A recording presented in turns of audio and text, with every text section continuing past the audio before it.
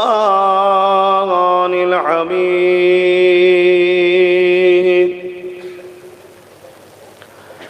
إن الله وملائكته يصلون على النبي يا أيها الذين آمنوا صلوا عليه وسلموا تسليما اللهم صل على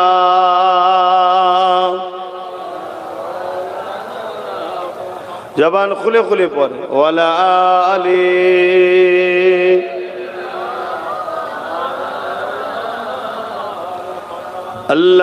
আল্লাহুম্মা সাল্লি আলা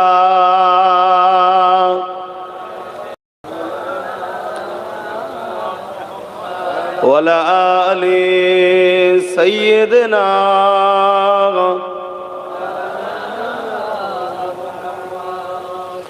शादाग़े महशर में लब्बाई लब्बाई जहाँ उम्मतों ने पुकारा मुहम्मद हमें जानो दिल से प्यारा मुहम्मद मुहम्मद के गमों है हमारा मुहम्मद अल्लाहुम्मा सल्ली अला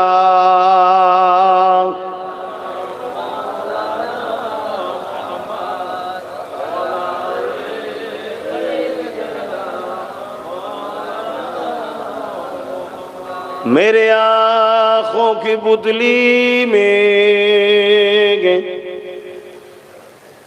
जलवा है मोहम्मद का मेरे दिल के आईने में नक्शा है मोहम्मद का कोई जन्नत में जाएगा कोई दोज़ख में पहुँचे मदीने की तरफ दौरे दीवाना मोहम्मद का अल्लाहुम्मा सल्ली अला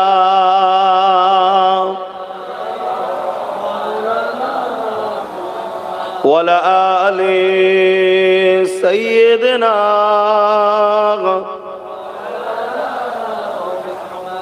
कलमे ला इलाहा इल्लल्लाह ला इलाहा इल्लल्लाह ला इलाहा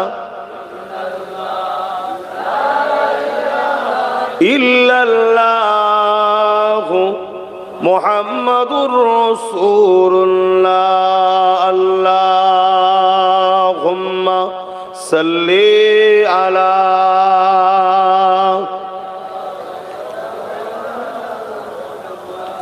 वला आले सय्यदना मौलाना मुहम्मद अल्लाहुम्मा सल्ली अला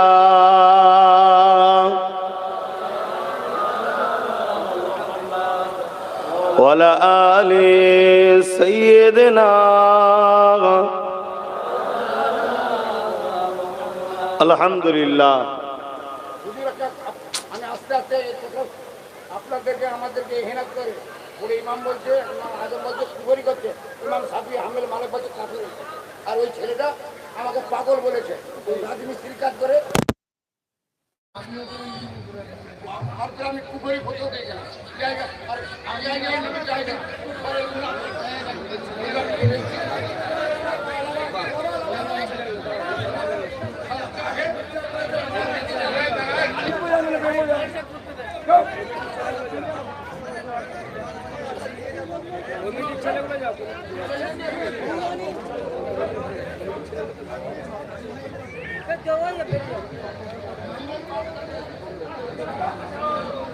উপস্থিত হাজিরান মজলিস,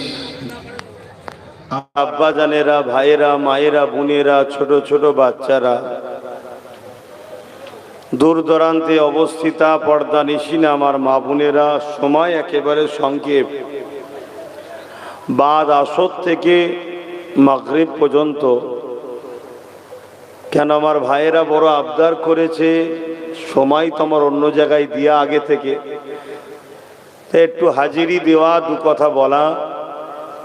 আজকে ভাইদের এই জায়গায় একটা মসজিদ, গিরিচক নতুন বাইতুল নূর পাঞ্জেগানা মসজিদ, এই উপলক্ষ করে এই ময়দান, সেই জায়গাতেই একটা দোয়ার মাহফিল, সেই উদ্দেশ্য করে আসা। সমাজে হাজারো রকম মানুষ থাকে, সবাইকে নিয়েই চলতে হবে, কমিটিকেও সেগুলো বুঝতে হবে। ব্যাপারটা কি জানেন, এই মেসেজটা মাইক থেকে যখন অন্য সমাজের কাছে যাবে, তখন মূলত খারাপটা আমার ইসলামের ওপরে আসবে। কে আমার কি দাম আছে আর তার কি দাম আছে, আর যে বলছে পিছনে বসে তারই বা কি দাম আছে, এগুলো আমাদের উভয়কে বুঝতে হয়। 3 নম্বর কথা, এই যে মোবাইলে আপনারা রেকর্ড করছেন, এই রেকর্ডটাকে এমনভাবে কিছু মুনাফিক আছে ছাড়বে, এখানের বক্তব্যগুলো দেবে না, শুধু ওই কাটিংটা দেবে আর ভেতরে অন্য কিছু একটা গজল টজল চালিয়ে দেবে, দিয়ে বলবে দেখো আব্বাস সিদ্দিকীর সঙ্গে জলসায় ঝগড়া করছে। এই একটা সমস্যা। তো যাক, যত যাই সমস্যা হোক, সব সমস্যা থেকে বড় সমস্যা হচ্ছে আমার দিনের ক্ষতি হচ্ছে, এটাকে মাথায় রাখতে হবে। তাই যাই হোক, সবার মেন্টালিটি, সবার চিন্তা ভাবনা সমান নয়। তো আমরা যে উদ্দেশ্য করে এসেছি, উদ্দেশ্যটা আমাদের আলোচনা করতে হবে, সময় একেবারে কম। তা আসুন, আজ আমাদের এখানে বিশ্ব নবী দিবস উপলক্ষ করে ইসলামিক জলসা। আমার ভাইরা বিশ্ব নবী লিখেছে, এটা আমাদের একটা বাংলা প্রচলন হয়ে গেছে, বিশ্ব নবী, বিশ্ব নবী, বিশ্ব নবী। এটা কেউ বিয়াদবির সাথে লিখেছে বা বিয়াদবির সাথে বলছে এমনটা নয়, কিন্তু আমার নবীকে বিশ্ব নবী বলা যাবে না।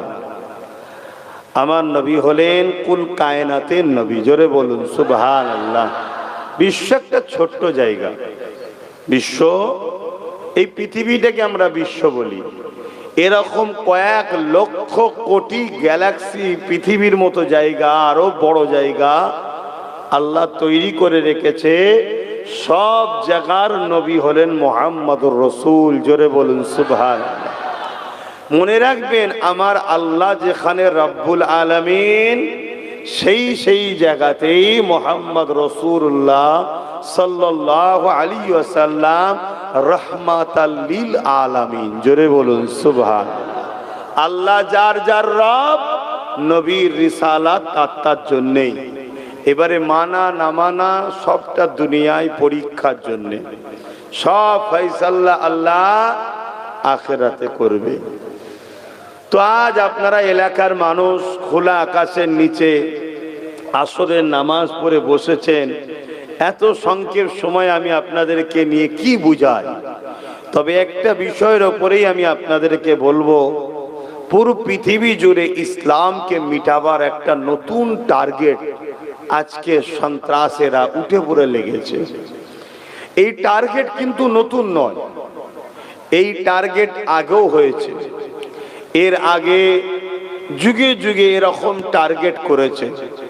যারা টার্গেট করেছে তাদের বিরুদ্ধে বলা যেমন আমাদের দায়িত্ব, তাদের বিষয়ে ইসলামের সমাজের অনুসারীদেরকে সজাগ করা যেমন দায়িত্ব, পাশাপাশি তাদের হাত থেকে আমাদের জান মাল ও ইসলামের ক্ষতিকে রক্ষা কিভাবে করা যায়, ওটাও একজন ইসলামের দায়ী হিসাবে আমাদের দায়িত্ব আছে না নাই? কিন্তু দুঃখের বিষয় আমরা দেখেছি উলামারা ফেরাউনের কথা খুব বলে, ফেরাউনের বিরুদ্ধে খুব বলে। কেন বলে? ফেরাউন ইসলামের বন্ধু ছিল নাকি?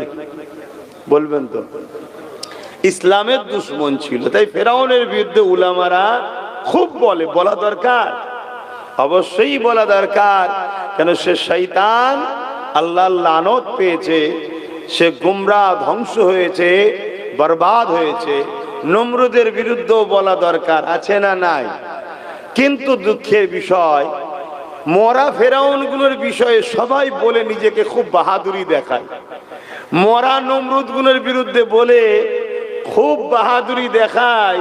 কিন্তু আজকে জেন্দা ফেরাউন, জেন্দা নমরুদ এখন আছে না নাই? একটু আওয়াজ দেবে। এগুলোর বিষয়ে আমাদের উলামারা চট করে মুখ খুলতে চাই না। আর যদিও বা কিছু কিছু উলামা মুখ খোলে, সবাই যে খোলে না তা নয়, কিছু কিছু খোলে। আজকালকার উলামারা আবার যারা মুখ খোলে তাদের বিরুদ্ধে বলে, নমরুদের বিরুদ্ধে বলে না। এটা বড় দুঃখজনক। তো যাক, আমাদেরকে বুঝতে হবে ফেরাউন ছিল ইসলামের দুশ্মন, নমরুদ ছিল ইসলামের দুশ্মন। ফেরাউন চেয়েছিল তাওহীদবাদী দিগকে, একত্ববাদী দিগকে, আল্লাহ মান্যওয়ালা দিগকে যেমন করে হোক আল্লাহ থেকে সরিয়ে আমি ফেরাউন আমার দিকে নিয়ে আসো। এটা সত্য না মিথ্যা? আপনারা তো শুনেছেন, কোরআনেও রয়েছে। নমরুদও ঠিক সেম ছিল, তারও লক্ষ্যই একটাই, আল্লাহ থেকে সরিয়ে, তাওহীদবাদী থেকে সরিয়ে, রব্বুল আলামিনের থেকে সরিয়ে যেমন করে হোক নমরুদের দিকে নিয়ে আসো। আর মুসা নবী, ইব্রাহিম নবী, তিনাদের মিশন ছিল কি? দুনিয়ার মানুষকে এই অত্যাচারী, জালিম, বদমাইশ, শয়তানের উত্তরসূরি চালাদের ঘরে চিনিয়ে মানুষকে আল্লাহর দিকে নিয়ে আসা। জোরে বলুন সুবহানাল্লাহ। এই ছিল মূল পৃথিবীতে লড়াই যুগে যুগে। আজকেও পৃথিবীতে লড়াই চলছে দুটো। এক হলো সন্ত্রাস, জালিম, অত্যাচারী, যারা হলো ইবলিস, শয়তানের উত্তরসূরি। আর এক দল হলো যারা রহমানের উত্তরসূরি। জোরে বলুন সুবহানাল্লাহ। রহমানের উত্তরসূরিরা হয় শান্তিপ্রিয়, রহমানের উত্তরসূরিরা হয় ন্যায়প্রিয়, রহমানের উত্তরসূরিরা হয় ইনসাফওয়ালা, রহমানের উত্তরসূরিরা হয় গরিব দরদি, রহমানের উত্তরসূরিরা হয় বাপ মা, পরিবার, গ্রাম, শহর, দেশ, নিজের মাতৃভূমিকে ভালোবাসার পক্ষে। আর সন্ত্রাস, ইবলিস, শয়তানের উত্তরসূরিরা হয় তারা জালিম, তারা লুটেরা, তারা বদমাইশ, তারা খুনি, তারা চরিত্রহীন, তারা বদমাইশ, তারা লম্পট, তারা শোষণ করে। এইগুলো হলো ইবলিস, শয়তানের কাজ। কথা শুনে আজ বুঝতে পারছেন? কিন্তু দুঃখের বিষয়, আজ জেন্ত ইবলিসের চেলাদের বিষয়ে আমাদের পদক্ষেপ খুব কম। কেন? আমরা ভয় করি যদি জেল হয়ে যায়, যদি আমাদেরকে মারে, যদি আমাদের আঘাত করে। আরে যত নবীরা এসেছে প্রত্যেকটা নবীর লড়াই ছিল অন্যায়ের বিরুদ্ধে, ন্যায়ের পক্ষে। জোরে বলুন সুবহানাল্লাহ। হাত্তাকে দোনো জাহানের সুলতান, নবীদের নবী আহমদ মুস্তফা, মুহাম্মদ মুস্তফা সাল্লাল্লাহু আলাইহি ওয়াসাল্লামের মিশন ছিল অন্যায় মিটিয়ে ন্যায়কে প্রতিষ্ঠিত করা। জোরে বলুন সুবহানাল্লাহ। এই কাজ করতে গিয়ে আমার নবী পাক সাল্লাল্লাহু আলাইহি সাল্লামের উপরে কত জুলুম হয়েছে, কত অত্যাচার হয়েছে, রক্তাক্ত হয়েছে। মাতৃভূমি থেকে হিজরত করে ইয়াসরিব, মদিনা শরীফে যেতে হয়েছে। আর আমরা উম্মত দাবি করে আমরা যদি মনে করি সহজ সরল, শুধুমাত্র গা ভেসিয়ে চলো, বিরুদ্ধে যেও না, অন্যায়ের বিরোধী করো না, গা ভাসিয়ে চলো, আমি পরকালে নাজাত পেয়ে যাব, এর থেকে বড় অশিক্ষিত, মূর্খ ও জেগে স্বপ্ন দেখা দ্বিতীয় কিছু হতে পারে না। কেননা আমার আল্লাহ আমাদেরকেও দুটো কাজ দিয়েছে। কুনতুম খায়রা উম্মাতিন উখরিজাত লিন-নাস তা'মুরুনা বিল মা'রুফ ওয়া তানহাউনা আনিল মুনকার। অন্যায়কে মিটাও, ন্যায়কে প্রতিষ্ঠিত করো, এ লড়াই আমাদেরকেও করতে হবে, অন্যায়কে মিটাতে হবে, ন্যায়কে প্রতিষ্ঠিত করতে হবে। এটা হলো আমাদেরকে আল্লাহ দিয়া কাজ। আল্লাহর কাজ যদি করে না যেতে পারি, নাজাত আছে? জোরে বলো। এটা কাজ আমাদের। আসুন, আমি একটুখানি ফেরাউনের দুটো কথা বলছি, আর আপনারা এর সাথে বর্তমান সময় সাথে মিলাবেন। আমি ভাবলাম হয়তো মুরব্বীকে আবার ধরে টরে নিয়ে নাকি, তা আবার ডিস্টার্ব করবে, একটু মিজাজি লোক, সবাই সমান হয় কি বলেন না? বসেন, দাঁড়িয়ে না থেকে বসেন। আপনারা রাস্তার ওই পারের গুলো কি আলাদা সিলসিলা নাকি? এখন তো মুসলমানের মধ্যে অনেক সিলসিলা, অনেক দল। যার দল তার কাছে থাকে না। নবী তো আমাদের সবার একটা নাকি? কোরআন তো আমাদের সবার একটা, আল্লাহ তো সবার একটা নাকি? এখন তো আমার নবীকে, কোরআনকে, আল্লাহকে, দিনকে তো টার্গেট করা হয়েছে। এখন হুজুর ধরে টানাটানি করলে হবে? হ্যাঁ, যখন হুজুরের জায়গায় আসবে তখন হুজুর হুজুর হবে খনি। এখন তো মূল জায়গায় হাত দিয়েছে, কি দিয়েছে না দেয়নি? তাহলে আমাদেরকে তো এগুলো বুঝতে হবে। হ্যাঁ, ভাইয়ে ভাইয়ে তো পাশাপাশি থাকলে একটু জমি জায়গা নিয়ে ঠুকুর মুকুর হয়, আর যখন বাপের উপরে আঘাত দেয় তখন কি দু ভাই মুখ ঘুরিয়ে থাকে নাকি? কেন? মাথায় আঘাত দিয়েছে। তাহলে বাপের থেকেও প্রিয় নবী, বাপের থেকে প্রিয় কোরআন, বাপ মার থেকে প্রিয় ইসলাম, বাপ মার থেকে প্রিয় আল্লাহ। এখন আল্লাহর বিরুদ্ধে কথা হচ্ছে না, হয়নি? তাহলে এই জায়গায় এখন আমাদেরকে ওই মুখ ঘুরিয়ে থাকা থাকির ব্যাপার নাই। ও কিয়াম পরে আমি পড়ি না, ও হাত তুলে আমি তুলি না। আরে তোর কাছে যেটা আছে সেটা থাক না। এখন সবাই মিলে এখানে হাত তোলা আর হাত নামানো ঝগড়া নয় তো। এখন ঝগড়া হলো কি, আল্লাহর বিরুদ্ধে বললি কেন দু ভাই মিলে এক জায়গায় ধরা দরকার আছে না নাই? যেমন এখানে আমার বাপের বিরুদ্ধে বললি কেন, সবাই মিলে বলাবে, ঠিক?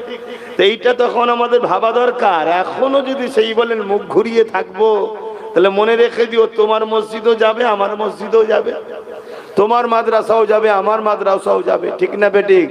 আমি এটা বলছি না যে তোমরা সব আমার সিলসিলায় চলে আসো, আর আমিও বলবো না যে তোমার সিলসিলায় আমাকে সবাইকে টেনে নিয়ে চলে যাও। আমাদের মধ্যে ইখতিলাফ ছিল, আছে, থাকবে, কিন্তু ওই ইখতিলাফটা কিতাবি হওয়া দরকার। ওই ইখতিলাফটা কিসের?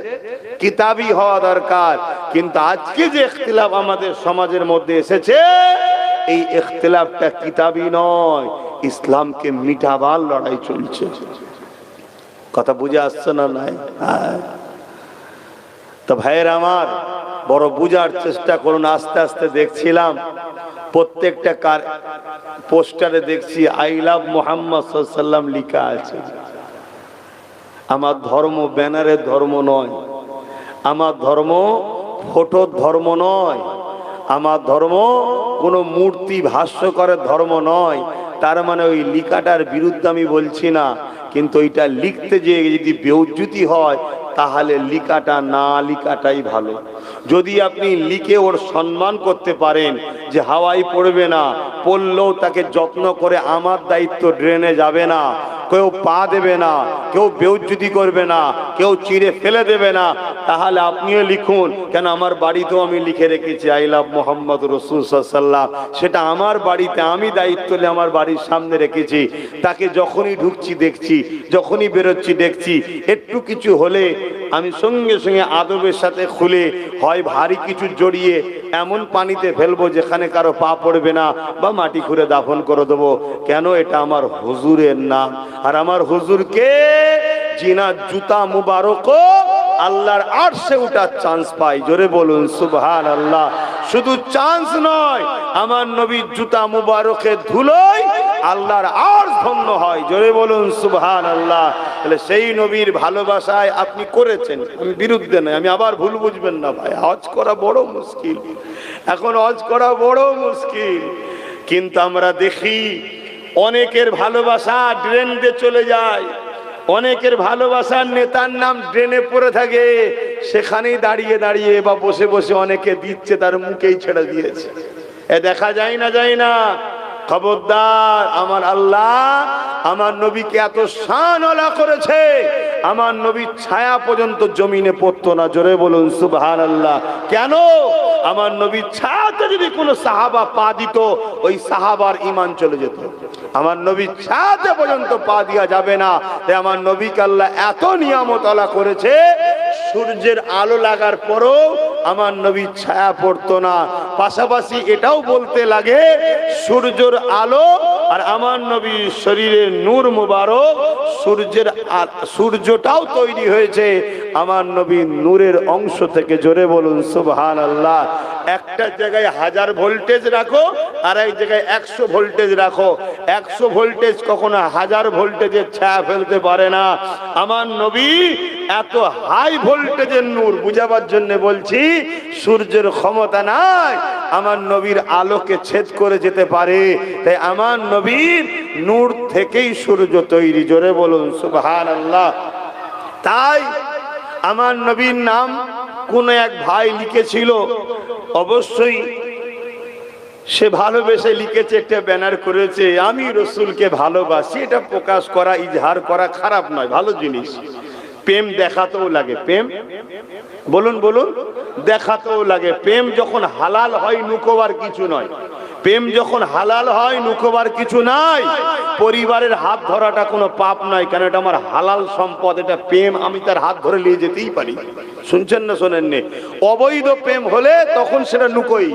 তা আমরা রসুলকে ভালোবাসি, এটা সে বলেছে, কিন্তু দুঃখের বিষয় বুঝতে হবে, আমাদের ধর্মটা ব্যানারের ধর্ম নয়, আমাদের ধর্ম এখানে বিশ্বাসের নাম। জোরে বলুন সুবহানাল্লাহ। তো যে আমার ভাই লিখেছিল উত্তরপ্রদেশের কানপুরে, আর ওখানকারের যে প্রশাসন, সেই প্রশাসন এখন তার উপরে এফআইআর করেছে, তাকে ধরেছে। এটা সংবিধান বিরোধী, মানবতার বিরুদ্ধে। এবং উত্তরপ্রদেশের যে সরকার চলছে, সরকার তো আর মানুষের খাতায় পড়ে না, কথা বুঝে আসছে তো নাকি? অতএব ওর দ্বারা বা ওর এর রাজ্যে এরকম হওয়াটা স্বাভাবিক, এটা স্বাভাবিক। কিন্তু আমার বক্তব্য এটাই, এর প্রতিবাদ করছেন করুন, এর প্রতিবাদ করছেন করুন, কিন্তু প্রতিবাদ করতে গিয়ে আপনি যেন বিয়াদবে রসুল না হয়ে যান। অর্থাৎ আমার নবীর নামটা রেখে দিলেন, কাল পানি হলো কি ঝড় হলো, ছিঁড়ে চলে গেল, ড্রেন দিয়ে বেরিয়ে যাচ্ছে। বা আজকাল এই সুযোগে আবার ইসলাম বিদ্বেষীরা দেখবেন ব্যবসা শুরু করে দিয়েছে, কি গেঞ্জি তৈরি করছে, পিছনে আইলাম মোহাম্মদ সাল্লাল্লাহু আলাইহি ওয়াসাল্লাম লিখা, বা মুখে কলমা লিখা। আমরা ভাবছি এই তো আমার ধর্মের রে, কেন কেন কেন। ভাই একটু বিবেককে লাগিয়ে কাজ করুন। আপনি কিনলেন, পড়লেন, আপনার গায়ের সঙ্গে আপনার হুজুরের নাম লিখা আছে, আপনি ভাবছেন খুব ভালো হচ্ছে, কিন্তু এই গেঞ্জিটা গায়ে দিয়ে আপনি মুখ দিয়ে কি ভাষা বলছেন, এটা আপনার খেয়াল থাকবে তো? এই জামাটা গায়ে দিয়ে নোংরা হবে একদিন, ওটা আপনি 8-10টা নোংরা কাপড়ের সঙ্গে কাচবেন, সেটা আপনার খেয়াল থাকবে তো? তাহলে বিয়াদবি হবে না, হবে না? হ্যাঁ, এগুলো ভাবেন। আমার নবী পাককে আল্লাহ এত শানওয়ালা করেছে, সময় তো নেই, এই বিষয়টার উপরে একটু আজ করে দিই। আল্লাহ নবীর আদবকে ঈমান বলেছে, আল্লাহ নবীর মুহাব্বতকে ঈমান বলেছে। অতএব পৃথিবী যেই হোক না কেন, আমার নবী পাকের থেকে আমাদেরকে সরাতে কখনো কেউ পারবে না। আবু জেহেল চেয়েছিল, উমাইয়া চেয়েছিল, উতবা সাইবা চেয়েছিল হযরতে বেলালকে আমার রাসূলুল্লাহ থেকে সরাবার, কিন্তু হযরতে বেলাল রক্তাক্ত হয়ে যাবার পরও ওই মক্কার বাজারে একটাই কথা বলেছিল, এ উমাইয়া, তুমি আমাকে যদি মারতে মারতে মেরেও ফেলো, আমার যেখানে আমি রাসূলুল্লাহকে রেখেছি ওই জায়গা থেকে আল্লাহ ও রাসূলকে আর কখনো কেউ করতে পারবে না। হাত্তা কে আম্মা জান হযরত সুমাইয়া হুজুরকে আবু জেহেল ডেকে নিয়ে গিয়ে, সামন কুরুদবা সাইবা সবাই ডেকে নিয়ে গিয়ে সুমাইয়াকে বলতে লেগেছে, এ সুমাইয়া রে, আল্লাহকে ছেড়ে দাও, রাসূলকে ছেড়ে দাও, না হয় তোমার উপরে অনেক জুলুম হবে। আম্মা সুমাইয়াকে নানান দিক দিয়ে অত্যাচার করেছে, জুলুম করেছে। এই অত্যাচার আম্মা সুমাইয়া সহ্য করতে লেগেছে। আর বারবার আসমানের দিকে মাথা তুলে বলতে লেগেছে, ও আমার আল্লাহ, আমি সুমাইয়াকে এত জুলুম করছে কেননা আমি আপনাকে মানি, আপনার হাবিবকে মানি। এই আমার আল্লাহ, আমি সুমাইয়ার উপরে জুলুম হচ্ছে, আমি সুমাইয়া এই মুহূর্তে আপনার কাছে একটাই তামান্না করব, এদের জুলুমের কাছে আমি সুমাইয়া যেন নত না হয়ে যায়, আমি সুমাইয়া যেন ঘামড়ে না যায়, আমি সুমাইয়ার ঈমান যেন নষ্ট না হয়ে যায়। এ আল্লাহ, আপনি আমার ঈমানকে হেফাজত করবে। এই কথা শুনে আবু জেহেল রেগে গিয়ে এক বল্লমের আঘাত করলো। আম্মা জান সুমাইয়া হুজুরের কলিজায় খানায় গিয়ে লাগলো। ওই কলিজা পিঠ থেকে বল্লমের আঘাত থেকে পিঠ দিয়ে ছিঁড়ে বেরিয়ে গেল।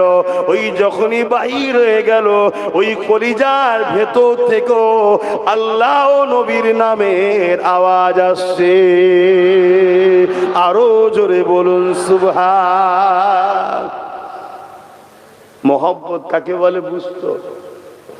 অতএব পৃথিবীর যুগে যুগে সবাই জুলুম আমাদেরকে করেছে, কোন ইতিহাস দেখাতে পারবেন না কোন আল্লাহ রসুলের মান্যে ওয়ালারা কাউকে জুলুম করেছে। এখন এ কথা যেই বলবো, কেউ তো বলতে পারে কেন দুর্গাপুরে এই তো রিসেন্ট 4 জন মুসলমান নাকি রেপ করেছে, কদিন আগে ঘটলো তো নাকি? আপনি 4 জন মুসলমান দেখলেন, কেন 4 জন টিএমসি নয়? এটাই তো পলিসি, এটাই পলিসি। আজকে প্রচার করছে, প্রচার করা হচ্ছে, বিজেপির লোকেরা প্রচার করছে কি দুর্গাপুরে মুসলমান রেপ করেছে, মুসলমান রেপ করেছে, মুসলমান রেপ করেছে। আরে মূর্খ, তোদের রাজনীতি করার কোনো ইস্যু নেই, সবসময় হিন্দু মুসলমানই করবি কেন? দুর্গাপুরে যারা রেপ করেছে তারা তো টিএমসি, তারা তো মুসলমান নয়। তো আপনি ভাববেন কি বলছেন, টিএমসি করলে কি মুসলমান থাকে না? আমি ওটা বলছি না, মুসলমান আলাদা জিনিস, টিএমসি আলাদা জিনিস। মুসলমান যাকে খুশি ভালো লাগে দল করতে পারে, কিন্তু মুসলমান কোনোদিন দলের জন্য কাউকে জুলুম করতে পারে না, খুন করতে পারে না, মারতে পারে না। কারণ ইসলাম জুলুম করাকে হারাম করেছে, আর ইসলাম জুলুমকারীকে ইসলাম থেকে বাদ হয়ে যাওয়ার কথা ঘোষণা দিয়েছে। শুনছেন তো নাকি? কিন্তু এরা পলিসিটা কেমন করছে দেখেছেন? শুধু বদনাম করো মুসলমানকে। এই আমি কথাটা বললাম, কষ্ট পেলেন নাকি? এটা বুঝতে হবে বাপ, অন্ধ হয়ে থেকো না।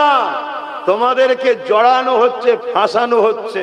তো যাক, আমি যেটা বলতে চাইছি, আমাদের উপরে বারবার জুলুম হয়েছে, আর এই জুলুমের একটাই কারণ, আমরা আল্লাহ রসুলকে মানি তাই, আমরা ইনসাফের পক্ষে তাই, ইনসানিয়তের পক্ষে তাই, মানবতার পক্ষে তাই, গরিবের পক্ষে তাই, অসহায়ের পক্ষে তাই। বারবার আমাদের উপরে জুলুম করেছে। কারা জুলুম করেছে? এক শ্রেণীর মানুষ। কয় শ্রেণীর মানুষ? এক শ্রেণীর মানুষ। তারা কারা?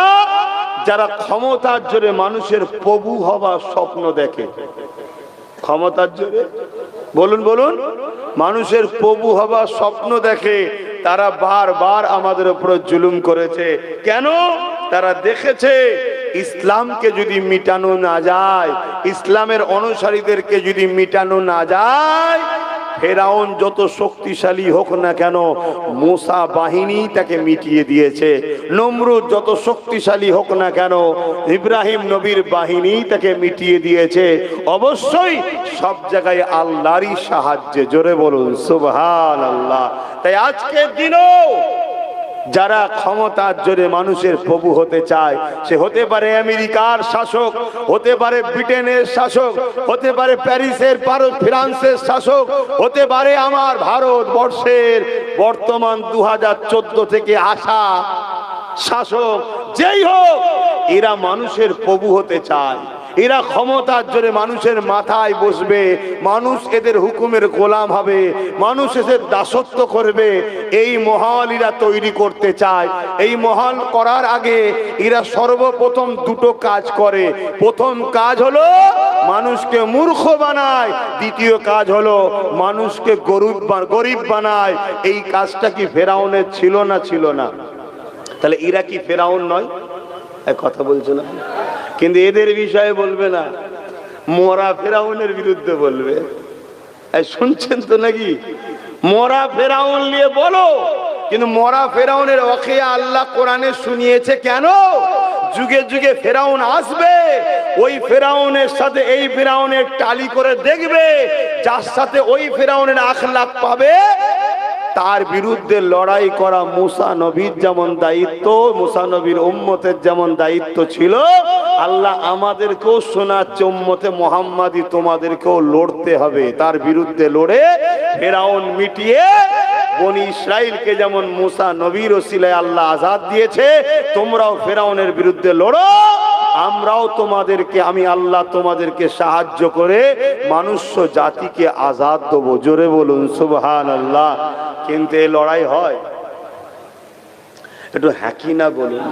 আবার আব্বাস সিদ্দিকী যখন লড়াই করবে, আমার আজকে কাটিং করে ছড়াবে, আমার ফটোকে এআই করবে, আমার বক্তব্যকে এডিট করবে, 30 সেকেন্ডের বক্তব্য, 1 মিনিটের বক্তব্য ছেড়ে দিয়ে সমাজের মুসলমানের কাছে প্রমাণ করতে চাইবে যে আব্বাস কোরআন হাদিসের বিরুদ্ধে এবং বিজেপির লোক। শুনছেন তো নাকি? এই চেষ্টা চলছে না চলে না? আমি কি ভুল বলছি? আর কি করবে যখন তারপরও বাজার যখন খাচ্ছে না, তারপরও সমাজ খাচ্ছে না যখন, তখন বাপ মা তুলে গাল দিচ্ছে যাতে করে আব্বাস সিদ্দিকী ভয়ে সরে যায়। অবশ্যই আমার কাছে আমার বাপ মা সম্পদের জিনিস, দামি জিনিস, ঠিক না বেটি? আমরা গালি গালাজের বদলে গালি গালাজ বলতে পারি না, পারবো না, এটা শোভা দেয় না। কথা বুঝে আসছে? কিন্তু মনে রাখবেন, এমনও চক্রান্ত চলছে, ভালো ভালো ঘরের ছেলেদের বক্তব্যকে এডিট করে গালিগালাজও সমাজে ছড়ানো হচ্ছে। আমার পরিবারেরও কার কার বক্তব্যকে এমন করে এডিট করেছে, পুরো দেখলে মনে হবে যেন উনিই বলছে। এখন সব করা যায় না, যায় না, কণ্ঠ নকল করা যায় না, যায় না, পুরো দিয়ে ছাড়ছে। কেন? যাতে করে ফুরফুরা সিলসিলার ভক্ত অনুসারীদের ঘরে ফুরফুরা থেকে সরানো যায়। ফুরফুরা থেকে সরালে কার লাভ, আর না সরাতে পারলে কার লস? ফুরফুরা থেকে সরাতে না পারলে নাগপুরের লস। শুনছেন তো নাকি? কেন বাংলায় তুমি যাই করো নাই করো, এক ডাকে ফুরফুরাতে কোটি কোটি লোক এক জায়গায় হয়ে যাবে, ঠিক না বেঠিক? পশ্চিম বাংলায় আরো সিলসিলা আছে, আমি কাউকে ছোট করছি না, যে যার জায়গায় থাকুক, তারা অন্য জায়গায় বৃহৎ হলো, পশ্চিম বাংলায় কিন্তু বৃহৎ হলো ফুরফুরা দাদা হুজুর। জোরে বলুন সুবহানাল্লাহ। এটা সত্য না মিথ্যা? আর যারা সিলসিলা আছে তারা অন্য জায়গায় হয়তো বৃহৎ, আমি অস্বীকার করছি না, কিন্তু পশ্চিম বাংলায় এক কথাতে সবাই ফুরফুরা মুখী হয়ে আছে। এই ফুরফুরাকে যদি টুকরো না করা যায়, এই ফুরফুরা শরীফকে যদি শেষ না করা যায়, তাহলে আমাদের যে লক্ষ্য মুসলমানদেরকে মিটিয়ে দেওয়া, এই বাধা হয়ে দাঁড়াবে ফুরফুরা। কথা মাথায় ঢুকছে? এগুলো অনেক রকম চক্রান্ত চলছে, হাজারো চক্রান্তরা চক্রান্ত করবে, কিন্তু মনে রাখবেন ফাইসাল আল্লাহ পাকের কুদরতিয়াতে আবু জেহেল চক্রান্ত করেছিল আমার নবী পাককে কুয়াতে ফেলবে, কুয়া খনন করে দিয়েছিল। এ যুবকেরা, তরুণেরা, বাপেরা, আবু জেহেল দেখতে এসেছে মুহাম্মদ রাসূল কুয়াতে পড়লো কিনা। এই দেখতে এসেছে যখন, আল্লাহ পাক আবু জেহেলের স্মৃতিকে হিরাস করে দিয়েছে, সে বেখিয়াল হয়ে গেছে, সে ভুলে গেছে আরে কুয়াটা খুললাম কোথায়। উপরে হালকা ফালকা কিছু চাপাতে দিয়েছে যাবার পথে, যাতে হুজুর যাবে আর কুয়াতে পড়ে যাবে, আবু জেহেল এসে মাটি চাপাতে দেবে। তাহলে প্ল্যানটা শয়তানের কত বড় দেখছেন। কিন্তু এই ব্রেন নিয়ন্ত্রণ কার ইশারায় চলে? জোরে বলেন। হ্যাঁ, এই সুস্থ রয়েছি, পাকামো করে লাভ নাই। হঠাৎ করে একটা তারকে আল্লাহ বলবে শুধু এক জায়গা থেকে একটু সরে যা, অমনি দেখবেন নুগিয়ার নিচই নেই, মাথায় বেঁধে ঘুরছে। কি খবর রে? বললে ট্রান্সমিটার আউট হয়ে গেছে। কি আল্লাহ পারে না? পারে না? আল্লাহ আমাকে হেফাজত করেন, আমাদের হেফাজত করে, বলুন আমিন। যাই করো নাই করো, মনে রেখে দিও আল্লাহ, রসুল, ইসলাম, কোরআনের ব্যাপারে মাথাটা একটু নত করে রেখো। এখানে দাদাগিরি দিতে যেও না। তুমি মুসলমানের বেটা, তুমি মুসলমান ঘরের সন্তান। দুনিয়াদারি করতে হবে, ব্যবসা করতে হবে, কারবার করতে হবে, রাজনীতি করতে হবে, কিন্তু করতে গিয়ে আল্লাহ, রসুল, কোরআন, ইসলামের বিরুদ্ধে যাবে নাকি? এই জায়গাটা মাথায় রাখা দরকার আছে না? না, এটা মাথায় রেখো। বাবেরা, নজওয়ান তরুণেরা, আবু জেহেল ভুলে গেল কোন জায়গাতে কুয়াটা খুঁড়েছে। এইভাবে ভীত সন্তুষ্ট হয়ে এক পা দুপা করে আগাতে আগাতে হঠাৎ করে দেখা যায় গপাং করে সেই কুয়াতে আবু জেহেল নিজেই পড়ে গেছে, যে কুয়া সে খুঁড়েছিল। এ যুবকেরা, তরুণেরা, এইভাবে দেখা যাচ্ছে অমন করে তার সাথী সঙ্গীরা রশি নিয়ে এসেছে, দড়ি নিয়ে এসেছে, কুয়ার মধ্যে নাবাতে লেগেছে। আবু জেহেলকে তুলবে বলে যত দড়ি নাবায়, রশি নাবায়, তত কম পড়ে যায়, যতই নাবায় সেই সামান্যটুকু কম পড়ে যায়। আবার জোর লাগায়, আবার সামান্যটুকু কম পড়ে যায়। আবু জেহেল বুঝতে পেরে গেছে সামান্য কম পড়েছিল, তাহলে বেশি রশি যখন জড়ালো তাহলে তো উঠে পড়ার কথা, আবার সেই সামান্য কম কেন বললো? আবু জেহেল বুঝতে পেরে গেছে এই কুয়া থেকে পৃথিবীর সব রশি যদি নিয়ে আসা হয় আমাকে তোলা যাবে না। এই কুয়া থেকে একজন তুলতে পারে, তিনি অন্য কেউ নয়, আমিন আল্লাহ মুহাম্মাদুর রাসূলুল্লাহ সাল্লাল্লাহু আলাইহি ওয়াসাল্লাম। আল্লাহু আকবার। ইয়া রাসূলুল্লাহ, আয় আমার তাকবীর দেবে না, জলসায় আমার তাকবীর নাই, বাইরে। এটা আমার হুজুরের মজলিস, কথা বুঝে আসছে? আমার বাপও হুজুরের গোলাম, আমার দাদু হুজুরের গোলাম, আমার পদ্দাদু হুজুরের গোলাম, আমার বংশের প্রথম মুরব্বী হযরতে সিদ্দিক আকবর, তিনিও আমার রসুলের গোলাম। আমরা গোলামের বাচ্চা গোলাম, গোলামের বাচ্চা গোলাম, গোলামের বাচ্চা গোলাম। শুনছো তো নাকি? তবে কিন্তু আমরা নবীর বংশের আওলাদ, এটা মাথায় রাখবে। এতে আবার অনেকের অ্যালার্জি হচ্ছে এখন, শুনছো তো নাকি? যার অ্যালার্জি হয় চুলকে লিখে যে আমার দেখার দরকার নেই, কিন্তু আপনাদের অ্যালার্জি হচ্ছে না তো? নবী হলেন কোরাইশ, সিদ্দিক আকবরও কোরাইশ। নবী হলেন কোরাইশ, উসমান গনিও কোরাইশ। নবী হলেন কোরাইশ, হযরত উমর ফারুকও কোরাইশ। নবী হলেন কোরাইশ, হযরত মাওলা আলী কোরাইশ। নবী হলেন কোরাইশ, খাতুনে জান্নাতও কোরাইশ। নবী হলেন কোরাইশ, হযরত ইমাম হাসান হোসেনও কোরাইশ। জোরে বলুন সুবহানাল্লাহ। অহংকার না, আলহামদুলিল্লাহ, আল্লাহ আমাকেও কোরাইশ বানিয়েছে, আলহামদুলিল্লাহ। কথা বুঝে আসছে? কিন্তু ওটা বড়, এটা শিক্ষার জন্য বলা, যাতে লোক আদব বলা হয়। কেন? ছাত্র যদি উস্তাদকে সম্মান আদব না করে, ও ছাত্র কিছু পাবে কি? তাহলে আপনার আমার বাপ সমতুল্য লোক আছেন আলহামদুলিল্লাহ, বাদ দিয়ে বাকি যুবকগণ যারা আছে দুনিয়াবি ক্ষেত্রে, দ্বীনি তালিমের ক্ষেত্রে আমার ভাইয়ের মতো, ছাত্রর মতো, ঠিক না বেঠিক গো? তারা যদি আদব বলা না হয় তা পাবে কি করে? এজন্যই শিক্ষা দিবার জন্য বলা হয় আমরা হলাম আওলাদে রসুল, আহলে রসুল, নবীর খানদানের সন্তান আমরা। জোরে বলুন আলহামদুলিল্লাহ। কিন্তু মনে রাখবে, তুমি যদি আব্বাসকে জিজ্ঞেস করো তুমি কে, আব্বাস উত্তর দেবে একটাই, গোলামের বাচ্চা, গোলাম মোহাম্মদ রসুলের গোলাম, আহলে রসুলদের গোলাম, খাতুনে জান্নাতের গোলাম, হাসান হোসেনের গোলাম, মাওলা আলীর গোলাম, উসমান গনির গোলাম, আবু বকর সিদ্দিকের গোলাম, ফারুক আজমের গোলাম। আমার হাইসিয়াত একটাই, আমি গোলাম। কথা মাথায় ঢুকছো না? ঢোকে না? বাপ আমার, ভাই আমার, বুঝার চেষ্টা করেন। যাক, অন্যদিকে চলে যাচ্ছে। এই অল্প সময় হলে কোন বলি আর কোনটা ছাড়ি, এই হচ্ছে সমস্যা। কিন্তু এই ভাইয়েরা সব গিয়ে বললো যেতে হবে একটু, তাই এসে গেছি, অসুবিধা নেই তো। কিন্তু ভাইয়ের আমার মনে না দুঃখ পাই ভাই। তা হযরতে এই কি বলে আবু জেহেল বলছে যে দেখো তোমরা যত রশি নিয়ে আসো আমায় উঠাতে পারবে না, আমাকে যদি উঠাতে চাও যেমন হোক করে বুঝিয়ে বাজিয়ে মোহাম্মদ রসুল্লাহকে নিয়ে আসো। জোরে বলুন সুবহানাল্লাহ। আমার নবী পাককে নিয়ে আসলেন কুয়ার ধারে, অনেক বড় কথা। আমার নবীকে আবু জেহেল ডেকে বলছে যে মোহাম্মদ সাল্লাল্লাহু আলাইহি ওয়াসাল্লাম, অনেকে জানে আবু জেহেল হচ্ছে আমার নবীর চাচা, এটা সবাই জানে তো নাকি? হ্যাঁ না, আবু জেহেল আমার নবীর চাচা নয়। আমার নবীর 4টে চাচা ছিল, তার মধ্যে আবু জেহেল বলে কেউ নেই। এই শুনছেন তো নাকি?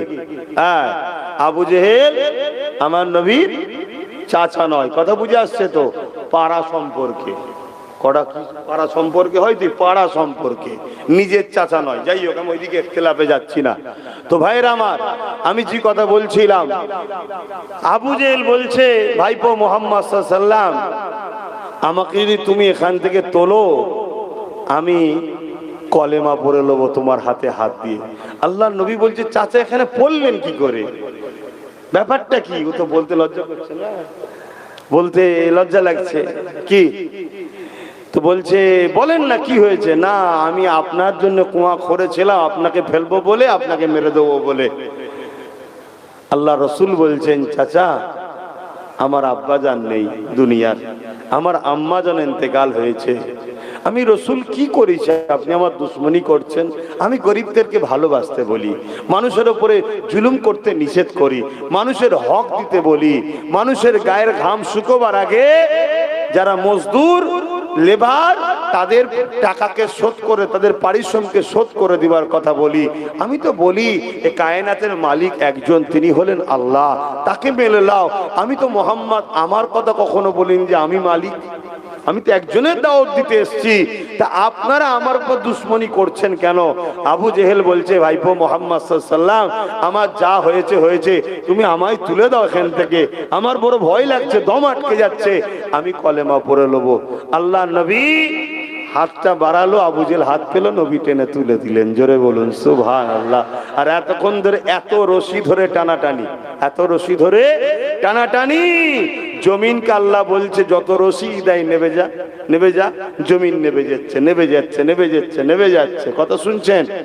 আর আমার রসুল যখন হাত বাড়ালেন, আল্লাহ বলছে জমিন সুযোগ হয়েছে আমার হাবিবের সঙ্গে স্পর্শ করার, ওপর দিকে উঠে আয়। জোরে বলুন সুবহানাল্লাহ, আরো জোরে বলুন সুবহানাল্লাহ। তা আবু জেহেল কপাল ফাটা ছিল। আবু জেহেল কে ছিল? কপাল ফাটা।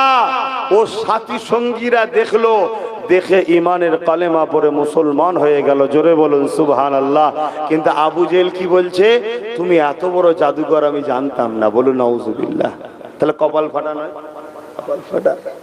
বাবেরা, নওজওয়ানেরা, তরুণেরা, এ নবী পাকের প্রেমিকেরা, আল্লাহ নবী, নূর নবী, দয়া নবী মনের দুঃখ নিয়ে চলে গেল। আবু জেহেল আমার নবী পাককে বারবার কষ্ট দিয়েছে, আমার নবী পাককে বারবার অপমান করেছে, আমার নবী পাককে বারবার অপদস্থ করেছে। এই জন্য আবু জেহেল চাইলো কি করে মুহাম্মদ রসুলকে হারানো যায়। যে দিক দিয়ে হারাতে যায়, আমি আবু জেহেল নিজেই হেরে যায়। আমি যত ফাঁদ পাতি, প্রতিটা ফাঁদে নিজেই পেতে ফেসে যায়। আমি যত রকম বিপদের জন্য মুহাম্মদ রসুলের জন্য পরিকল্পনা করে, ওই বিপদে আমি নিজেই পড়ে যাই। তাই কি করা যায়? আবু জেহেলের কানে খবর এসে গেল পৃথিবী বিখ্যাত একজন জাদুকর রয়েছে, যার নাম হচ্ছে হাবিব ইয়ামানি। ইয়ামানে তার বাড়ি, হাবিব আজমি লোক পাঠিয়ে ইয়ামান থেকে ওই হাবিব আজমিকে দাওয়াত দিয়ে নিয়ে এসেছে। কি জন্যে? মুহাম্মদ রাসূলুল্লাহর মোকাবেলা করার জন্যে। এই যুবকেরা আজ যেমন অত্যাচারীরা অর্থ দিয়ে নবীর গোলামদের মোকাবেলা করার জন্য 2 নম্বর উলামাদের ঘরে বাজারে নেমেছে, আজ যেমন নবীর গোলামদের মোকাবেলা করার জন্য জালিমরাও চেষ্টা করছে। সেই দিনে আবু জেহেল আমার রাসূলুল্লাহর মোকাবেলা করার জন্য পৃথিবী বিখ্যাত জাদুকরকে ডেকে এনেছে, হাবিব ইয়ামানিকে ভালো মন্দ করে খাইয়েছে। আর আবু জেহেলের মধ্যে হাবিব ইয়ামানির উপরে এত বিশ্বাস ছিল, সে নিজে নিজে এত আনন্দ করছিল। আজ মুহাম্মদ নিশ্চিন্তায় হারবে, আনন্দে রয়েছে। এ আমার রাসূল পাক সাল্লাল্লাহু আলাইহি ওয়াসাল্লামের কাছে হাবিব ইয়ামানিকে নিয়ে আবু জেহেল যখন যেতে লেগেছে, আনন্দ বানাবার জন্য একা না গিয়ে নিজেদের দল বলকে সাথে করে নিয়ে যাচ্ছে। আবু জেহেলের মধ্যে আজকে বড় আনন্দ, আজ মুহাম্মদ রসুলকে কে ঠেকাই দেখবো, আজকে হারাবো। ভাই আপনাদের কি মনে হয় হেরে যাবে তো নাকি? কপাল ফাটা জানে না, তুই পৃথিবী বিখ্যাত জাদুকর এনেছিস, কিন্তু কার বিরুদ্ধে এনেছিস ভাবতে পারছিস না। হ্যাঁ, মুহাম্মদ রসুল তো অনেক উঁচু ব্যাপার, মুহাম্মদ সাল্লাল্লাহু আলাইহি সাল্লামের একজন গোলাম আজ থেকে 800 বছর আগে হিন্দুস্তানের বুকে এসেছিলেন, যিনার নাম হলো মুঈনুদ্দিন আজমিরি সঞ্জালি হাসানি হোসাইনি। জোরে বলুন সুবহানাল্লাহ। অবশ্যই খাজা গরিবের নওয়াজেরও গোলাম আমি। কথা মাথায় ঢুকছে তো? ওনাদের কাছে যখন যাই এইভাবেই যাই, হুজুর আপনি মালিক, আমি গোলাম। কথা বুঝে আসছে? কিন্তু উনিও আমার রসুলের গোলাম। গোলামের মধ্যে কোয়ালিটি আছে বাপ। খাজা হুজুর আমার নবীর গোলাম আর আমি নবীর গোলাম, দুই গোলাম কিন্তু এক নয়। খাজা হুজুর হলেন আমার নবীর প্রিয় স্পেশাল ভিআইপি গোলাম। বলুন সুবহানাল্লাহ। কথা বুঝে আসছে? হ্যাঁ। আর আমরা হলাম খাজা হুজুরের ওসিলাতে হয়তো হুজুরের গোলামিতে চান্স পাচ্ছি। কথা বুঝে আসছে? পার্থক্য আছে। তো যে কথা বলছিলাম, তা হাবিব আমানিকে আমার খাজা হুজুরকেও জাদুকর জয়পাল নিয়ে এসেছিল না ভারতবর্ষের কিছু আবু জেহেলরা। এই ইতিহাস কেন ঘটে বুঝতে পারছেন তো নাকি? তাহলে ওই আবু জেহেলের বিরুদ্ধে খুব বলবেন, আর ভারতের আবু জেহেলের বিরুদ্ধে বলবেন না। যে ওখানে আবু জেহেল নবীর বিরুদ্ধে জাদুকর এনেছিল, আমার ভারতের আবু জেহেল নবীর গোলাম খাজা গরিবের নওয়াজের বিরুদ্ধেও জাদুকর এনেছিল জয়পালকে। জয়পাল কি করছে? আগুনের বান মারছে, আগুনের জাদু করছে। খাজা হুজুর একটা গোল দাগ করে দিয়েছে। আজকে যেসব ভাইরা ওলিয়া উলিয়াদের বিরোধী করো, খবরদার বিরোধী করো না। আব্বাসকে দেখে দাদা হুজুরের বিরোধী করো না। দাদা হুজুরের জন্য লোক আমায় ভালোবাসে, আমার জন্য দাদা হুজুর নয়, দাদা হুজুরের জন্য আমি। কথা মাথায় ঢুকছে তো নাকি? ভালো লাগলে মিশবে আমার সাথে, না মাগলে চলে যাবে, কিন্তু আমার বিরোধী করতে গিয়ে দাদা হুজুরের বিরুদ্ধে লেগো না। কেন? তিনি জাবানার মুজাদ্দেদ, তিনাকেও জাদু মেরেছিল বাসোবাটি থেকে, জানেন তো নাকি? কিন্তু নসিবওয়ালা ছিল। দাদা হুজুর বললেন, এই তুই কোথা থেকে এসছিস? ওই বানকে, জাদু বানকে জিজ্ঞেস করছে, তুই কোথা থেকে এসছিস? আগুনের গোলার মধ্যে থেকে বলছে, বাসুবাটি থেকে এসছি, অমুক জন মেরেছে। দাদা হুজুর বললেন, যা যা যা, যে বান পেটিয়েছে তার কাছে চলে যা। যখন গেছে সে বেচারি তো বিপদে পড়ে গেছে, জ্বালা শুরু হয়ে গেছে। যাক, এসব বেশি আলোচনা কেন করিনি। তিনি পরবর্তীতে এসে দাদা হুজুরের কাছে ক্ষমা চেয়ে দাদা হুজুরের হাতে বায়াত হয়ে আল্লাহর ওলি হয়ে গেছে। জোরে বলুন সুবহানাল্লাহ। আর পৃথ্বীরাজও কিন্তু আল্লাহর ওলি হয়েছে, জানেন তো নাকি? এটা জানা নেই? পৃথ্বীরাজের এরম জাদু মেরেছে, আর খাজা হুজুর গোল দাগ করে দিয়ে বলছে, এর বাইরে যাবি না, এর বাইরে যাবি না। সাথে লোক যারা ছিল, যত বান আসে ওই গোলার মধ্যে রয়ে যায়। লাস্টে জাদুঘর দাদা খাজা গরিবে নওয়াজ বললেন, যার কাছ থেকে এসছিস তার কাছে ফিরে যেত একবার। যখনই বলেছে এবার আগুনের গোলা তারা করেছে, তো পৃথ্বীরাজ এত বড় জাদুঘর ছিল, এখনকার চুনোপুটি টাইপের নয়, এখন কিছু বাবা বেরিয়েছে, জানেন তো নাকি? এরাও ইসলামের পিছনে লেগেছে না লাগেনি?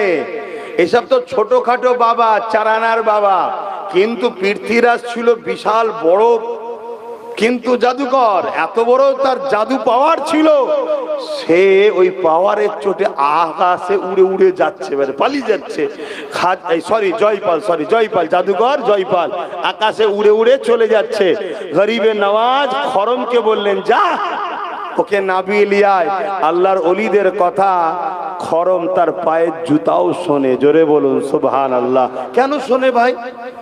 কেন? আল্লাহ হাদিসে কুরসির মধ্যে বলেছে, ওলিদের মুখ থেকে কথা হয় আল্লাহর। জোরে বলুন সুবহানাল্লাহ। তাই খাজা হুজুর যখন বলেছে, ওই জুতা গিয়ে জাদুকর জয়পালের মাথায় বাড়ি দিচ্ছে। আমি তো মাঝে মাঝে বলি, বারেক জুতোর মারটা মাথায় পড়েছিল, তাই জয়পালের কপাল খুলে গেছে, জুতোর মার খেয়ে ব্রেন খুলে গেছে। নিচেই নেবে এসে গরিবের নওয়াজের কাছে তওবা করে ইমানের কালেমা পড়ে ইসলাম কবুল করে আল্লাহর ওলি হয়ে গেছে। জোরে বলুন সুবহানাল্লাহ। বাপেরা, আমি আমার রাসূলুল্লাহর কথাটা একটু শেষ করি। এ নওজওয়ানেরা, আবু জেহেল বড় খুশি আনন্দের মধ্যে রয়েছে। মুহাম্মদ রাসূলুল্লাহকে আজ পরাজিত করে দেব, এমন করে হাবিব আমানিকে ভালো মন্দ করে খাইয়ে, এমন করে আমার রাসূলুল্লাহর খোঁজে বেরিয়েছে।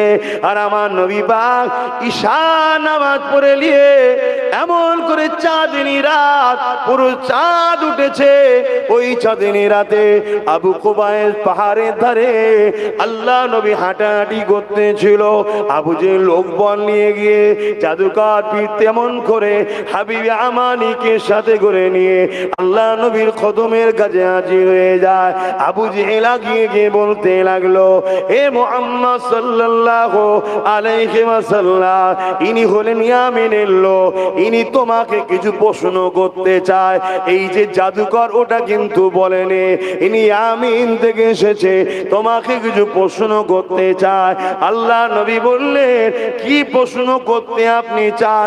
ওই সময় হাবিবে আমানি বলল, শুনেছি আপনি নাকি নবী দাবি করেছে, আর আবু জেহেল বলেছে মুহাম্মদ রাসূল হলো জাদুকর, তাই আমার রাসূলুল্লাহ জাদুকর না সত্যি নবী এটা জানার জন্য হাবিবে আমানি বলতে লাগলো, আপনি কিছু মুজিজা করে দেখান, অলৌকিক কিছু করে দেখান। কেন নবীদের দ্বারা মুজিজা হয় আর ওলিদের দ্বারা কারামত হয়। এই জন্য হাবিবে আমানি বলল, আপনি মুজিজা দেখান, তবে আমার শর্ত হলো মুজিজা জমিনের উপরে দেখালে চলবে না, আসমানে দেখাতে হবে। এখানে একটা প্রশ্ন হতে পারে, হাবিবে আমানি জমিনে মুজিজা দেখতে কেন চাইলো না, আসমানে কেন দেখতে চাইলো? হাবিবে আমানি জানে জাদু জমিনের উপরে চলে, আসমানে চলে না। যদি আসমানে কিছু হয় তাহলে জানতে হবে মুহাম্মদ সাল্লাল্লাহু আলাইহি ওয়াসাল্লাম আবু জেহেল বলছিল যে জাদুকর, জাদুকর নয়, ইনি নবী। কেন জাদু দুনিয়ায় চলে, আসমানে জোরে বলো চলে না।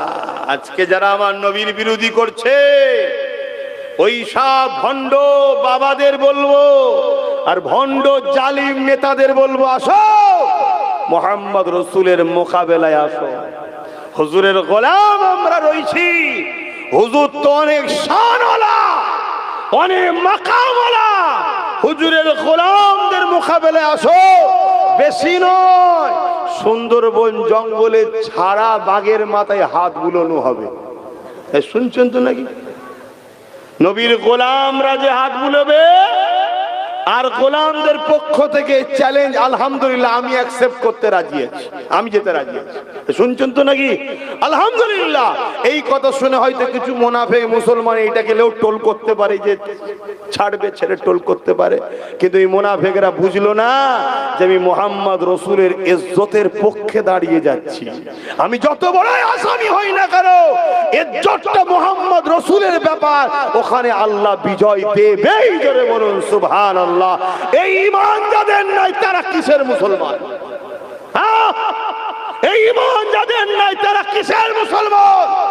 আমার বিশ্বাস, যখন মুহাম্মদ রাসূলের পক্ষ থেকে যাওয়া হবে যে মুহাম্মদ রাসূলের গোলাম যাচ্ছে, আমি যদি পৃথিবী বিখ্যাত পাপী হই, ইজ্জতটা মুহাম্মদ রাসূলের ব্যাপার, ওই জায়গায় আল্লাহ আমাকে বিজয় দেবে। হয়তো অন্য সময় পেলে বাঘ হয়তো খেয়েও নিতে পারে, আমি অস্বীকার করছি না, কিন্তু এই সাহসিকতাটা আজকে মুসলিম সমাজ আমাদের নেই কেন?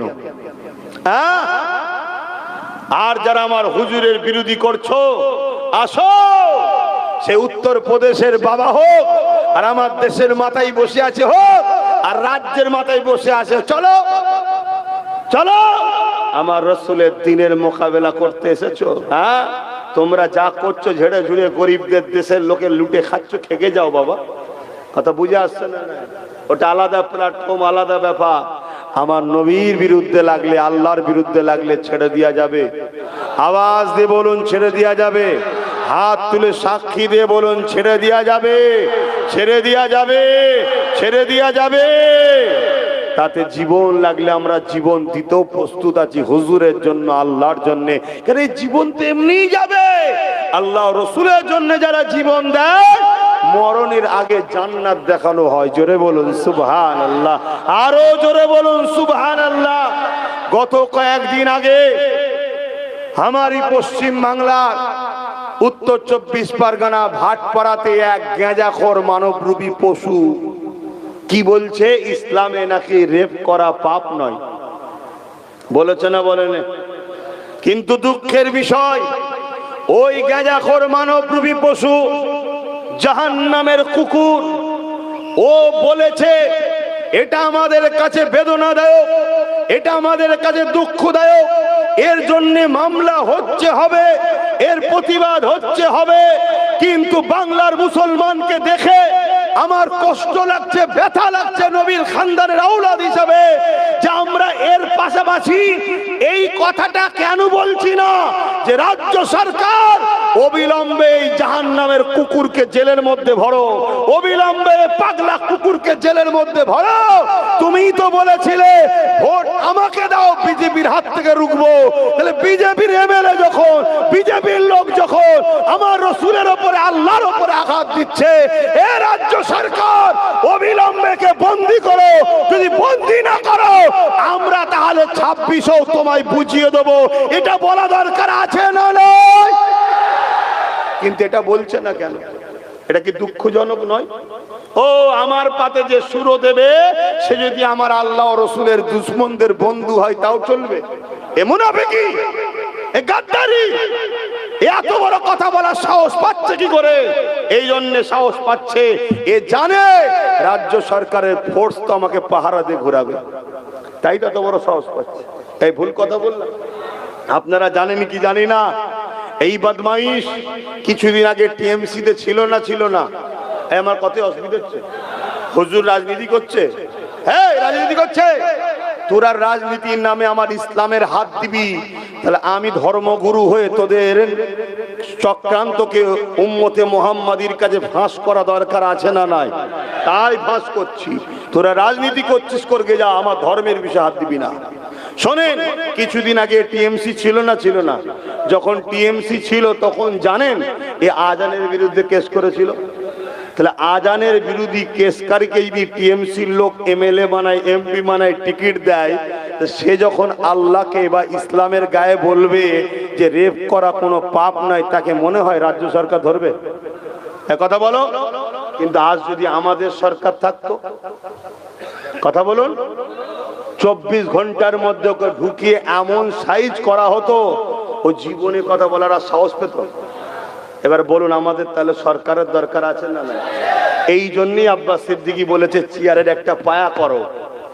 যে সরকার আছে একসাথেও যদি আমাদের চেয়ারের একটা পায়া থাকতো, তাহলে আজকে একেও চাপ দেওয়া যেত না?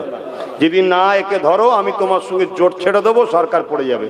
তাহলে আমাদের 50, 60টা, 100টা নিজেদের হাতে রাখা দরকার আছে না নাই? এই জন্য আব্বাস সিদ্দিকী বুঝাচ্ছিল। কিন্তু আমাকে তো গাল দিলেন, আমার তো সমালোচনা করলেন। চলেন, বুঝাপড়া কিয়ামতের দিন হবে খনি। কিন্তু এখনো সময় আছে না নাই? ভাবো, এই যেমন আপনাদের এলাকায় ধরুন মুসলিম কম, তাই তো নাকি? আমরা মুসলমান এখানে একটাই আওয়াজ তুলতে পারি, অন্য জায়গায় যারা আমরা আছি ওখানে যারা আমাদেরকে সুযোগ দেবে, এখানকার মুসলমান তাকে সুযোগ দেবে। কথা ঠিক না বেঠিক? তাহলে কি লাভ হবে? ওই জায়গায় আমরা, এই জায়গায় আমার বন্ধু যাদের সঙ্গে এক হব তারা থাকবে। কিছু যদি এই জায়গায় ডিস্টার্ব করে, ওই জায়গা থেকে তখন আমরা চাপ দিতে পারবো, এই ভাইয়ের উপরে জুলুম করলে পরের বারে কিন্তু উল্টো দেবো। শুনছেন না? শোনেন না? এই একতা পাওয়ার ক্ষমতা যতক্ষণ না করবেন, আজকে আমাদের চাকরি গেল, শিক্ষা গেল, স্বাস্থ্য গেল, কেস খেলাম, মার খেলাম, ঘর গেল, ইজ্জত গেল, জান গেল, মার্ডার হলাম, সব হলাম। এবারে কি শুনতে হচ্ছে? শরিয়াতের মাসলা, বোরখার বিরুদ্ধে, তালাকের বিরুদ্ধে একটার পর একটা শুনতে হচ্ছে। তারপরে কি হলো? আই লাভ মুহাম্মদ সাল্লাল্লাহু আলাইহি ওয়াসাল্লামের বিরুদ্ধে। তারপরে কি শুনতে হলো?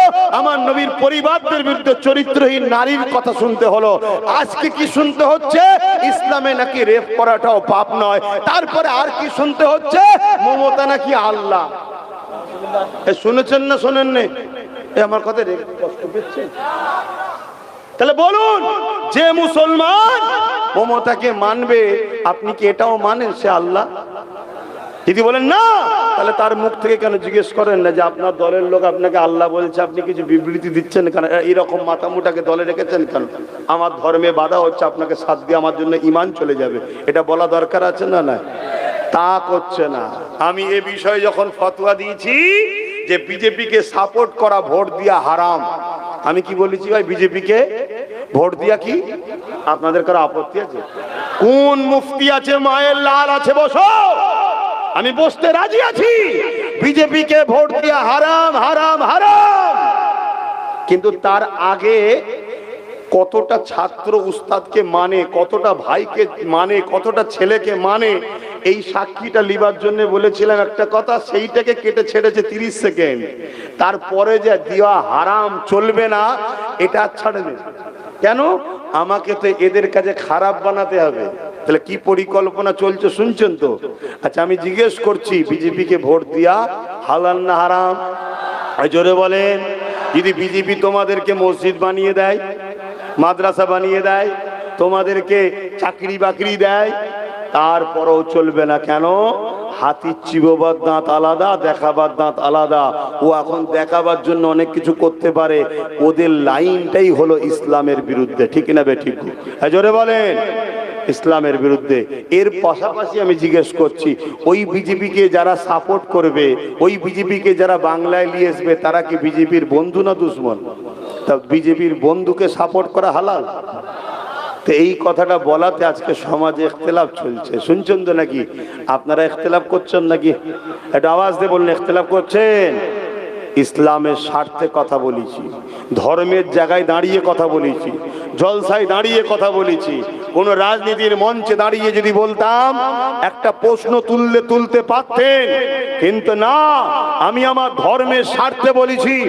আজকে কেন্দ্র সরকার ওয়াকফ কালা কানুন বিল তৈরি করে আমার মসজিদ মিটাতে চায়, আমার মাদ্রাসা মিটাতে চায়, আমার কবরস্থান মিটাতে চায়, আমার ঈদগাহ মিটাতে চায়, আমার খানকা মিটাতে চায়।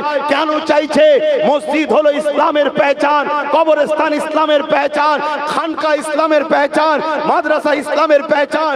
এই ভারতবর্ষে কেরলে একটা মসজিদ আছে 1400 বছর প্লাস বয়স। ওই মসজিদ প্রমাণ দিচ্ছে ভারতবর্ষে 1400 বছর ধরে মুসলমান আছে। গুজরাটে একটা মসজিদ আছে 1300 বছর বয়স। এর মানে প্রমাণ দিচ্ছে ওই মসজিদ যখন আছে, মুসলমান 1300 বছর ধরে আছে। আমার বাংলাতে কলিকাতায় মাদ্রাসা আছে 200-250 বছরের বেশি বয়স। এর মানে প্রমাণ দিচ্ছে এখানে তাহলে 200-250 বছর ধরে মুসলমান পড়াশোনা করছে, তার মানে এখানে মুসলমান আছে। এগুলো মিটে যাওয়া মানে মুসলমানের অস্তিত্ব মিটে যাবে, আমার ধর্মের পেহচান মিটে যাবে। তাহলে বলুন, যে কেন্দ্র সরকার ক্ষমতার জোরে আমার ইসলামকে মিটাতে চাইবে, সেই সরকারকে ভোট দিয়ে ক্ষমতাশালী করে ঈমান থাকতে পারে না, তার বিরুদ্ধে লড়াই করে তাকে পরাজিত করা, এটা আমাদের ঈমানের দায়িত্ব আছে না না? এর পাশাপাশি যখনই বলবো, কেউ যদি বলে বিজেপির বিরোধী এখানে নয়, দিল্লিতে চলো, দিল্লি গিয়ে করো, সে কি বিজেপির বন্ধু না দুশ্মন? অর্থাৎ তোমার মসজিদ ভাঙবে বাংলায়, তোমার মাদ্রাসা ভাঙবে বাংলায়, তুমি বিরোধী করতে পারবে না, এর প্রতিবাদ করতে পারবে না। এই কথা যে বলবে সে কি ইসলামের দুশ্মন নয়? জোরে বলো।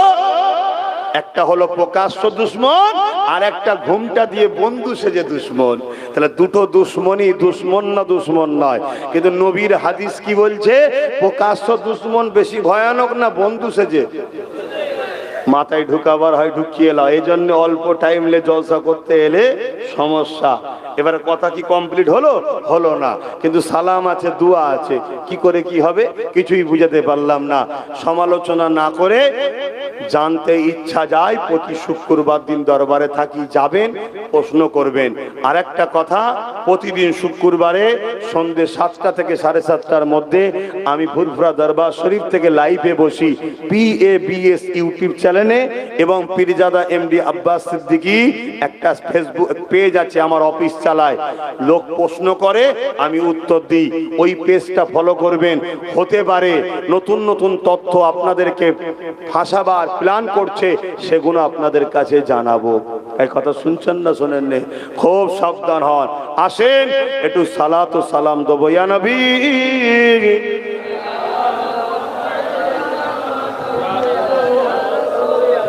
পাখাটা তো একটু ঘুরিয়ে দেবে, আমার পাখা পিঠেই লাগছে না।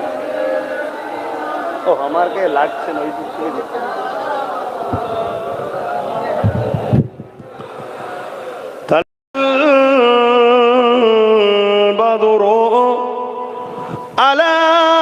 আলাইনা মিন শানিয়াতিল ওয়াদাই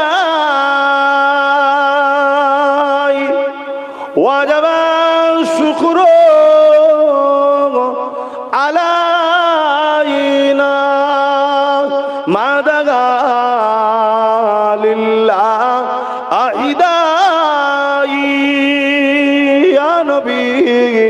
সালাম ইয়া রাসূল ইয়া হাবিব সালাম সালাবাতুল্লাহ কঠিন আসো ওরির দিনে কি আছে মোদের কপালে গুনাহগার উম্মাহ আত আপনার লইবেন সঙ্গে মাশরে নবী সালাম ইয়া রাসূল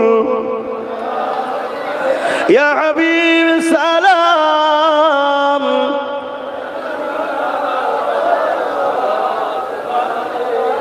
একদম দিল থেকে বলুন আমার কথা যা বললাম কেউ কষ্ট পেয়েছেন আপনাদের কাছে আল্লাহ আগে না দুনিয়া আগে আপনাদের কাছে আল্লাহ আগে না বাপ মা আগে আপনাদের কাছে আল্লাহ রসুলের আগে কেউ আছে তাহলে আজ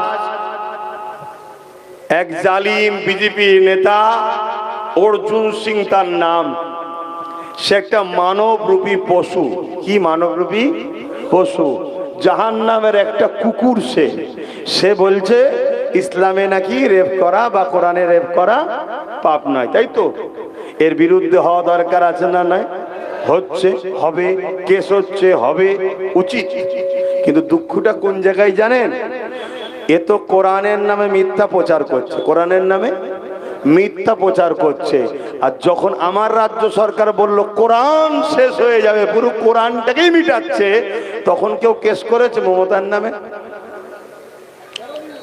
তাহলে আমরা মুসলমান কোন দিকে একটু ভাবুন লড়াই হবে আল্লাহ রসুলের জন্য এই ভালোবাসা মান আহাব্বা লিল্লাহ ওয়া আবগাদা লিল্লাহ ওয়া আতা লিল্লাহ ওয়া মানআ লিল্লাহ ফাকাদ ইস্তাকমালাল ঈমান ভালোবাসবো কার জন্য জোরে বলেন দুশমনি করব কার জন্য আত্মীয়তা করব কার জন্য আর বিচ্ছেদ হব কার জন্য এরাই হলো প্রকৃত ঈমানদার এরাই ঈমানের মজা পায় কিন্তু আমরা তাই তো করছি না আমাকে কেউ যদি ভাড়া দেয় আমি তার আল্লাহ বিরোধী কথা হলো দালালি করছি আর কেউ যদি আমার ভাড়া না দেয় সে আল্লাহর বিরুদ্ধে বললে তখন তার বিরোধী করছি এই দ্বিচারিতা বন্ধ হওয়া দরকার আছে না নাই কিন্তু আমি আব্বাস সিদ্দিকীকে আপনারা দেখবেন অন্যায়কে অন্যায় বলি সে যেই বলো আমার দেশের প্রধানমন্ত্রীও যদি ভুল কথা বলে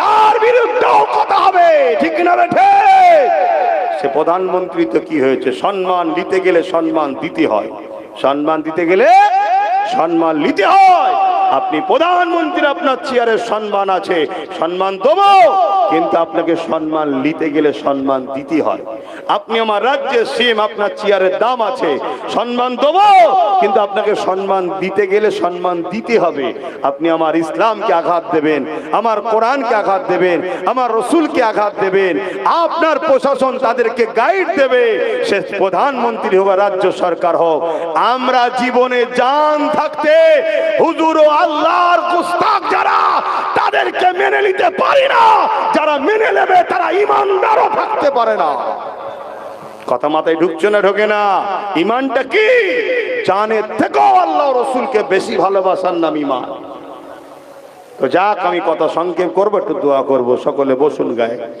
বালাগাল ওলা বিকামালিহি